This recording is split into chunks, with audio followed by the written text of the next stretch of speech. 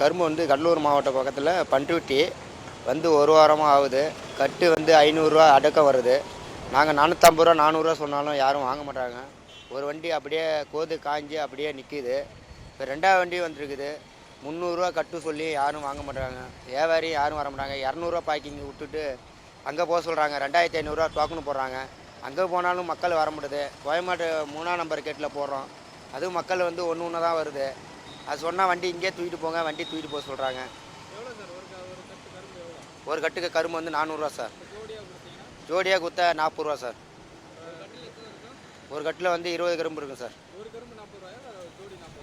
ஜோடி சார். ஆமாம், சைஸு ஒரு மொத்தமாக இருந்தால் 50 போடுவோம்.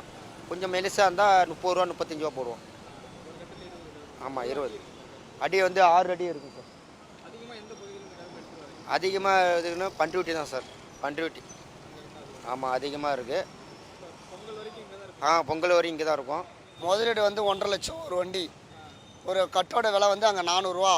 இங்கே வந்து விற்கிறது 300, 200, 250 இப்படி தான் இது சார் விற்கிது. நாங்கள் என்ன கட்டுப்படி ஆகலை சார். நாங்கள் வந்து விற்றாகணும். நாங்கள் மார்க்கெட்டில் கடை வச்சுருக்கோன்னு நாங்கள் வியாபாரத்துக்காக அங்கே வந்து இங்கே விற்கிறது 300 விற்கிறோம்.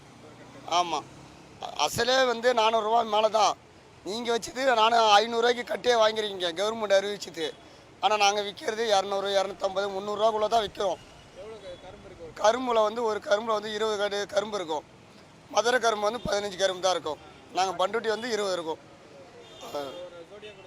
ஜோடியாக கொடுத்தோம்னா ஒரு ஜோடி 50 விற்போம்.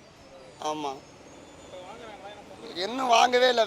மக்களே யாருன்னு என்ன கரும்பை பற்றி மக்களே வரல. இந்த ஸ்கூலு லீவு 10 நாள் லீவ் விட்டாங்க. அதே வந்து பார்த்தோன்னா யாருமே வரல மக்கள்.